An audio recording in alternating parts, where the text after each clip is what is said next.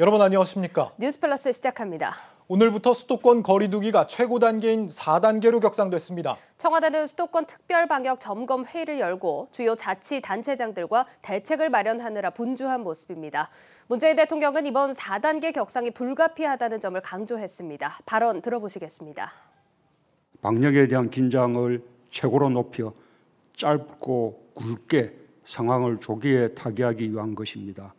일상의 불편과 경제적 피해를 감수해야 하는 일이지만 방역 상황을 조속히 안정시키고 더 큰 피해와 손실을 막기 위한 비상처방입니다. 짧고 굵게 끝낼 수만 있다면 일상의 복귀를 앞당기고 경제적 피해를 최소화할 수 있는 지름길이 될 것입니다. 네, 계속해서 청와대 출입기자 전화로 연결해 자세한 내용 들어보겠습니다. 정원우 기자. 네, 문 대통령이 짧고 굵게라는 부분을 강조했는데 어떤 의미를 담고 있습니까?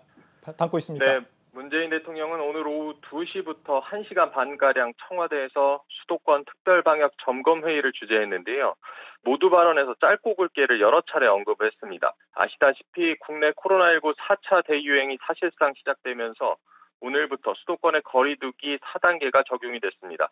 전례가 없는 강화된 조치이기 때문에 안 그래도 누적된 소상공인들의 피해가 더 가중될 수밖에 없고요. 국민들의 일상 회복에 대한 희망과는 거꾸로 가는 것이기 때문에 피해를 최소화하겠다는 의미에서 짧고 굵게를 여러 번 언급한 것입니다. 문 대통령은 소상공인들을 비롯해 국민들의 대단히 송구한 마음 금할 수 없다면서 확산세를 반드시 조기에 끊어내겠다고 강조했습니다. 확산고리를 끊기 위해 국민들에게 방역수칙 준수를 당부하는 한편 백신 접종의 속도를 내줄 것을 주문했습니다. 자치단체장들의 특별 방역 점검 회의에 긴급 소집한 것도 역시 그만큼 상황이 긴박하다는 측면이 반영된 거겠죠? 네, 그렇습니다. 오늘 회의에는 이재명 경기도지사와 오세훈 서울시장, 박남춘 인천시장이 함께 참석을 했습니다. 최근 확진자가 연일 최고치를 경신하고 수도권에 깜깜이 확진자가 늘면서 중앙정부와 지자체 간의 협력이 더 절실해지고 있는 상황입니다.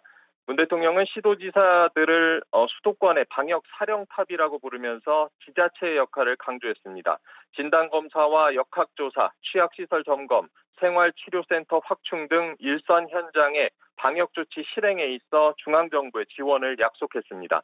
문 대통령이 수도권 단체장들을 불러 모아 방역점검회의를 한 것은 지난해 12월 이후 약 7개월 만입니다. 당시에는 코로나19 3차 유행이 번지고 있는 상황이었고요. 지금 4차 유행 국면에서 역시 신규 확진자가 집중되고 있는 수도권의 확산고리를 끊기 위해 이번 회의를 소집한 겁니다. 네, 정원우 기자도 현재 재택근무 중이죠. 청와대 춘추관도 폐쇄됐다고요?